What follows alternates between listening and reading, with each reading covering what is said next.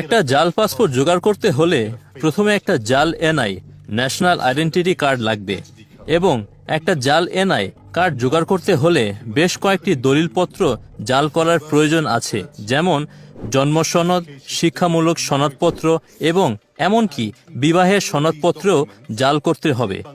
এবং বাংলাদেশের এত সব জাল দলিলপত্র জোগাড় করায় উনি দেশের মধ্যেই কয়েকটি বেআইনি বা অপরাধমূলক কাজ করেছেন। তারপরে তো উনি এইসব ব্যবহার করেছেন একটি পাসপোর্ট পাওয়ার জন্য, এবং এই পাসপোর্টটি একটি মিথ্যে নামের জাল পাসপোর্ট।